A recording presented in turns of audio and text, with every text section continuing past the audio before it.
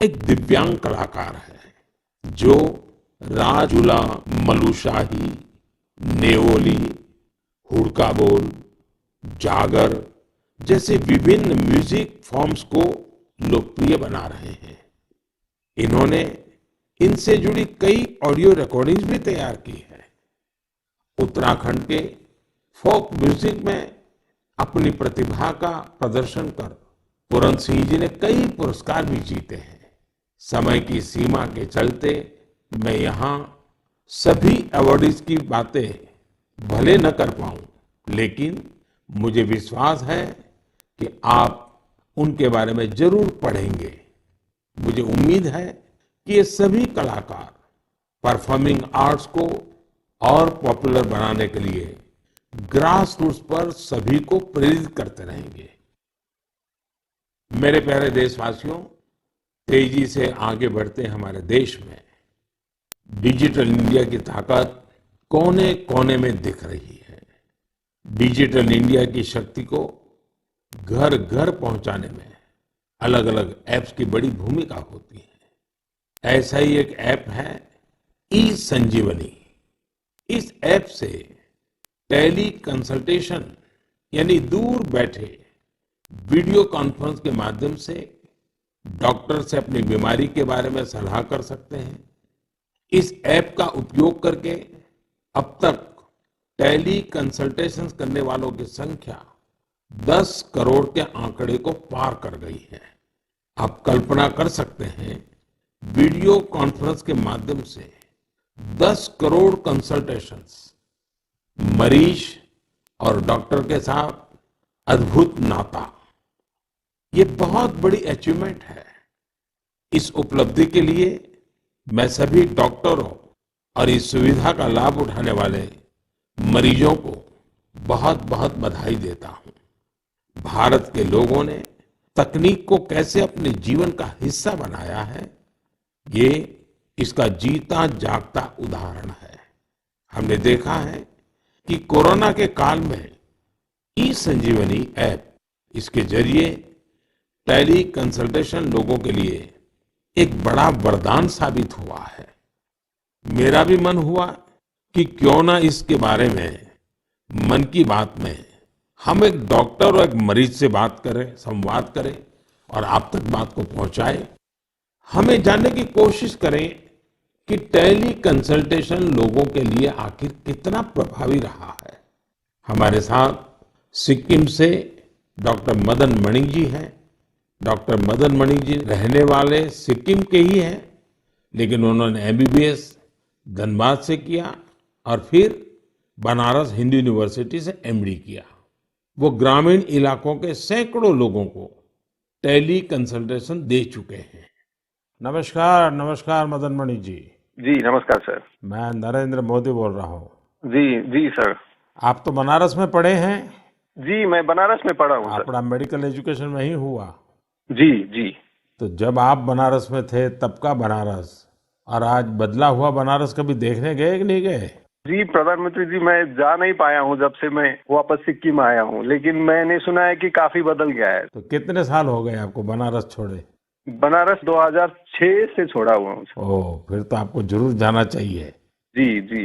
अच्छा, मैंने फोन तो इसलिए किया कि आप सिक्किम के अंदर दूर सुदूर पहाड़ों में रह करके वहाँ के लोगों को टेली कंसल्टेशन का बहुत बड़ी सेवाएं दे रहे हैं। जी। मैं मन की बात के श्रोताओं को आपका अनुभव सुनाना चाहता हूँ। जी। जरा मुझे बताइए कैसा अनुभव रहा है? अनुभव बहुत बढ़िया रहा प्रधानमंत्री जी। क्या है कि सिक्किम में बहुत नजदीक का जो पीएचसी है, वहां जाने के लिए भी लोगों को गाड़ी में चढ़ के कम से कम 100-200 रुपया लेके जाना पड़ता है, और डॉक्टर मिले नहीं मिले ये भी एक प्रॉब्लम है। तो टेली कंसल्टेशन के माध्यम से लोग हम लोग से सीधे जुड़ जाते हैं, दूर दराज के लोग। हेल्थ एंड वेलनेस सेंटर के जो सीएचओ होते हैं वो लोग हम लोग से कनेक्ट करवा देते हैं, और हम लोग का जो पुराने उनके बीमारी है, उनकी रिपोर्ट्स, उनका अभी का प्रेजेंट कंडीशन, सारी चीजें हम लोग को वो बता देते हैं। यानी डॉक्यूमेंट ट्रांसफर करते हैं? जी जी, डॉक्यूमेंट्स ट्रांसफर भी करते हैं, और अगर ट्रांसफर नहीं कर सके तो वो पढ़ के हम लोग को बताते हैं। वहाँ का वेलनेस सेंटर का डॉक्टर बताता है? जी, वेलनेस सेंटर में जो CHO रहता है, कम्युनिटी हेल्थ ऑफिसर। और जो पेशेंट है वो अपनी कठिनाइयां आपको सीधी बताता है। जी, पेशेंट भी कठिनाई हमको बताता है, फिर पुराने रिकॉर्ड्स देख के, फिर अगर कोई नई चीजें हम लोग को जानना है, जैसे किसी का चेस्ट ऑस्कल्टेट करना है, अगर उसको पैर सूजा है कि नहीं, अगर CHO ने नहीं देखा है तो हम लोग उसको बोलते हैं कि जाके देखो सूजन है नहीं है, आंख देखो, एनीमिया है कि नहीं है, उसका अगर खांसी है तो चेस्ट को ऑस्कल्टेट करो और पता करो कि वहाँ पे साउंड है कि नहीं। आप वॉइस कॉल से बात करते हैं या वीडियो कॉल का भी उपयोग करते हैं? जी, वीडियो कॉल का उपयोग करते हैं। तो आप पेशेंट को भी आप भी देखते हैं। पेशेंट को भी देख पाते हैं। जी, पेशेंट को क्या फीलिंग आता है? पेशेंट को अच्छा लगता है क्योंकि डॉक्टर को नजदीक से वो देख पाता है, उसको कंफ्यूजन रहता है कि उसका दवा घटाना है, बढ़ाना है, क्योंकि सिक्किम में ज्यादातर जो पेशेंट होते हैं वो डायबिटीज, हाइपरटेंशन के आते हैं, और एक डायबिटीज और हाइपरटेंशन के दवा को चेंज करने के लिए उसको डॉक्टर मिलने के लिए कितना दूर जाना पड़ता है, लेकिन टेली कंसल्टेशन के थ्रू वहीं मिल जाता है, और दवा भी हेल्थ एंड वेलनेस सेंटर में फ्री ड्रग्स इनिशिएटिव के थ्रू मिल जाता है, तो वहीं से दवा भी लेके जाता है वो। अच्छा मदन मणि जी, आप तो जानते ही हैं कि पेशेंट का एक स्वभाव रहता है कि जब तक वो डॉक्टर आता नहीं है, डॉक्टर देखता नहीं है, उसको संतोष नहीं होता है। और डॉक्टर को भी लगता है जरा मरीज को देखना पड़ेगा। अब आज सारा ये टेलीकॉम कंसल्टेशन होता है, तो डॉक्टर को क्या फील होता है, पेशेंट को क्या फील होता है? जी, वो हम लोग को भी लगता है कि अगर पेशेंट को लगता है कि डॉक्टर को देखना चाहिए, तो हम लोग को जो जो चीजें देखना है वो हम लोग CHO को बोल के वीडियो में ही हम लोग देखने के लिए बोलते हैं, और कभी कभी तो पेशेंट को वीडियो में ही नजदीक में आके उसकी जो परेशानियां हैं, अगर किसी को चर्म का प्रॉब्लम है, स्किन का प्रॉब्लम है, तो वो हम लोग को वीडियो से ही दिखा देते हैं, तो संतुष्टि रहता है उन लोगों को। हम्म। और बाद में उसका उपचार करने के बाद उसको संतोष मिलता है, क्या अनुभव आता है, पेशेंट ठीक हो रहे हैं? जी, बहुत संतोष मिलता है, हमको भी संतोष मिलता है सर, क्योंकि मैं अभी स्वास्थ्य विभाग में हूँ और साथ साथ में टेली कंसल्टेशन भी करता हूँ, तो फाइल के साथ साथ पेशेंट को भी देखना मेरे लिए बहुत अच्छा सुखद अनुभव रहता है। एवरेज कितने पेशेंट आपको टेली कंसल्टेशन के साथ आते होंगे?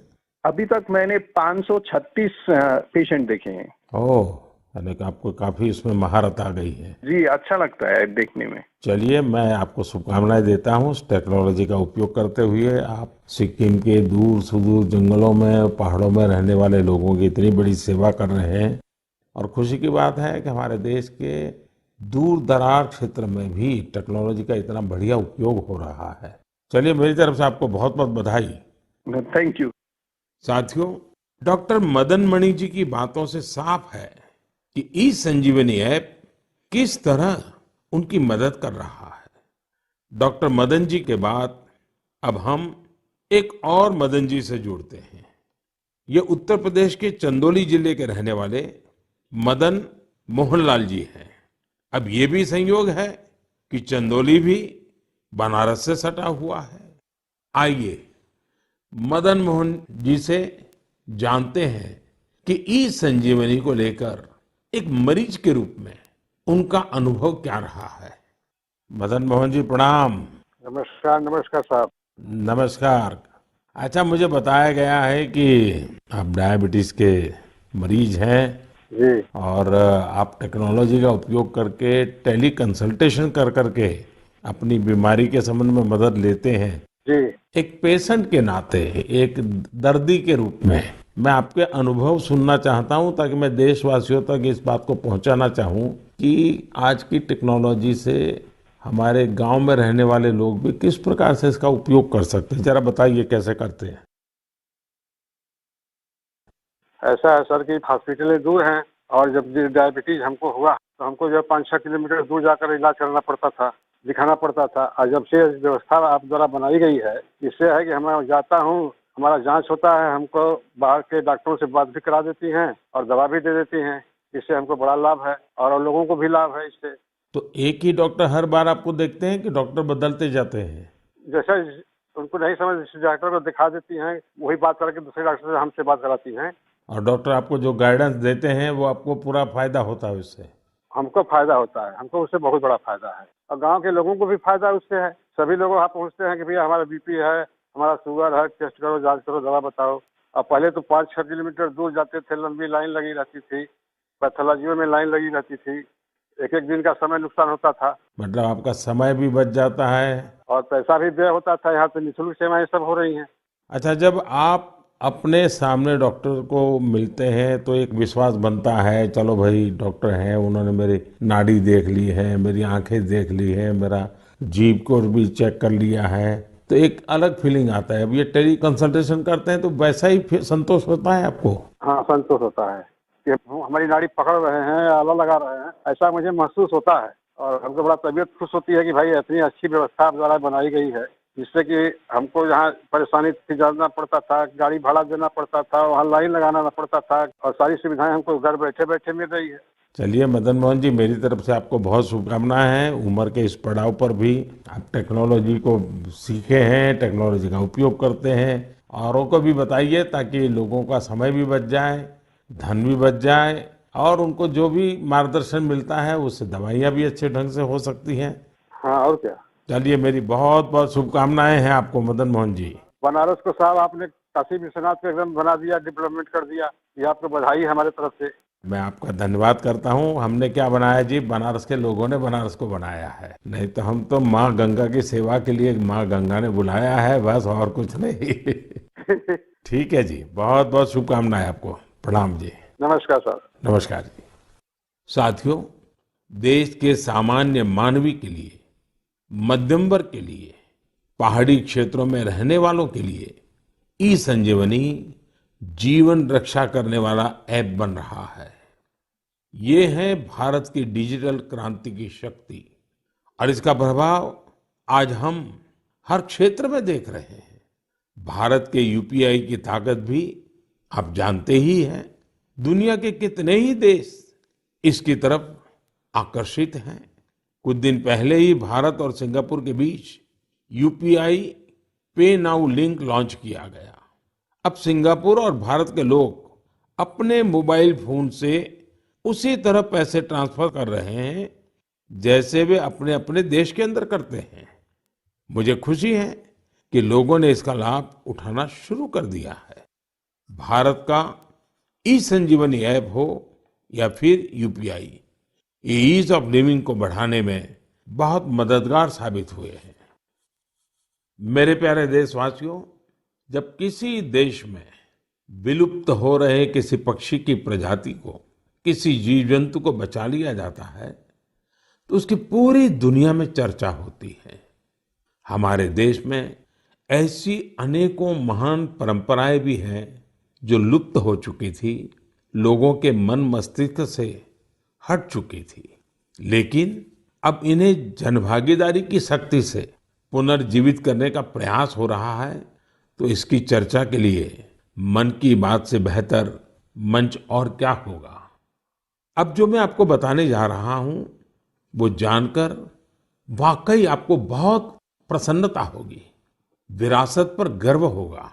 अमेरिका में रहने वाले श्रीमान कंचन बैनर्जी ने विरासत के संरक्षण से जुड़े ऐसे ही एक अभियान की तरफ मेरा ध्यान आकर्षित किया है। मैं उनका अभिनंदन करता हूं। साथियों, पश्चिम बंगाल में हुगली जिले के बांसबेरिया में इस महीने त्रिबेनी कुंभो महोत्सव का आयोजन किया गया। इसमें 8 लाख से ज्यादा श्रद्धालु शामिल हुए। लेकिन क्या आप जानते हैं कि ये इतना विशेष क्यों है? विशेष इसलिए क्योंकि इस प्रथा को 700 साल के बाद पुनर्जीवित किया गया है। यूं तो ये परंपरा हजारों वर्ष पुरानी है, लेकिन दुर्भाग्य से 700 साल पहले बंगाल के त्रिबेनी में होने वाला ये महोत्सव बंद हो गया था। इसे आजादी के बाद शुरू किया जाना चाहिए था, लेकिन वो भी नहीं हो पाया। 2 वर्ष पहले स्थानीय लोग और त्रिबेनी कुंभो परिचालना समिति के माध्यम से ये महोत्सव फिर शुरू हुआ है। मैं इसके आयोजन से जुड़े सभी लोगों को बहुत बहुत बधाई देता हूं। आप सिर्फ एक परंपरा को ही जीवित नहीं कर रहे हैं, बल्कि आप भारत की सांस्कृतिक विरासत की भी रक्षा कर रहे हैं। साथियों, पश्चिम बंगाल में त्रिबेनी को सदियों से एक पवित्र स्थल के रूप में जाना जाता है। इसका उल्लेख विभिन्न मंगल काव्य, वैष्णव साहित्य, शाक्त साहित्य और अन्य बंगाली साहित्यिक कृतियों में भी मिलता है। विभिन्न ऐतिहासिक दस्तावेजों से यह पता चलता है कि कभी यह क्षेत्र संस्कृत शिक्षा और भारतीय संस्कृति का केंद्र था। कई संत इसे माघ संक्रांति में कुंभ स्नान के लिए पवित्र स्थान मानते हैं। त्रिवेणी में आपको कई गंगा घाट, शिव मंदिर और टेराकोटा वास्तुकला से सजी प्राचीन इमारतें देखने को मिल जाएगी। त्रिवेणी की विरासत को पुनर्स्थापित करने और कुंभ परंपरा के गौरव को पुनर्जीवित करने के लिए यहाँ पिछले साल कुंभ मेले का आयोजन किया गया था। 7 सदियों बाद 3 दिन के कुंभ महास्नान और मेले ने इस क्षेत्र में एक नई ऊर्जा का संचार किया है। 3 दिनों तक हर रोज होने वाली गंगा आरती, रुद्राभिषेक और यज्ञ में बड़ी संख्या में लोग शामिल हुए। इस बार हुए महोत्सव में विभिन्न आश्रम, मठ और अखाड़े भी शामिल थे। बंगाली परंपराओं से जुड़ी विभिन्न विधाएं जैसे कीर्तन, बाउल, गोडियो नृत्य, श्रीखोल, पोटेर गान, छऊ नाच शाम के कार्यक्रमों में आकर्षण का केंद्र बने थे। हमारे युवाओं को देश के सुनहरे अतीत से जोड़ने का एक बहुत ही सराहनीय प्रयास है। भारत में ऐसी कई और प्रैक्टिसेस हैं जिन्हें रिवाइव करने की जरूरत है। मुझे आशा है कि इनके बारे में होने वाली चर्चा लोगों को इस दिशा में जरूर प्रेरित करेगी। मेरे प्यारे देशवासियों, स्वच्छ भारत अभियान ने हमारे देश में जन भागीदारी के मायने ही बदल दिए हैं। देश में कहीं पर भी कुछ स्वच्छता से जुड़ा हुआ होता है तो लोग इसकी जानकारी मुझ तक जरूर पहुंचाते हैं। ऐसे ही मेरा ध्यान गया है हरियाणा के युवाओं के एक स्वच्छता अभियान पर। हरियाणा में एक गांव है दुल्हेड़ी। यहाँ के युवाओं ने तय किया हमें भिवानी शहर को स्वच्छता के मामले में एक मिसाल बनाना है। उन्होंने युवा स्वच्छता एवं जन सेवा समिति नाम से एक संगठन बनाया। इस समिति से जुड़े युवा सुबह 4 बजे भिवानी पहुंच जाते हैं। शहर के अलग अलग स्थलों पर ये मिलकर सफाई अभियान चलाते हैं। ये लोग अब तक शहर के अलग अलग इलाकों से कई टन कूड़ा साफ कर चुके हैं। साथियों, स्वच्छ भारत अभियान का एक महत्वपूर्ण आयाम वेस्ट टू वेल्थ भी है। ओडिशा के केंद्रपाड़ा जिले की एक बहन कमला मोहराना एक स्वयं सहायता समूह चलाती हैं। इस समूह की महिलाएं दूध की थैली और दूसरी प्लास्टिक पैकिंग से टोकरी और मोबाइल स्टैंड जैसी कई चीजें बनाती हैं। ये इनके लिए स्वच्छता के साथ ही आमदनी का भी एक अच्छा जरिया बन रहा है। हम अगर ठान लें तो स्वच्छ भारत में अपना बहुत बड़ा योगदान दे सकते हैं। कम से कम प्लास्टिक बैग की जगह कपड़े के बैग का संकल्प तो हम सबको ही लेना चाहिए। आप देखेंगे आपका ये संकल्प आपको कितना संतोष देगा और दूसरे लोगों को जरूर प्रेरित करेगा। मेरे प्यारे देशवासियों, आज हमने और आपने साथ जुड़कर एक बार फिर कई प्रेरणादायी विषयों पर बात की।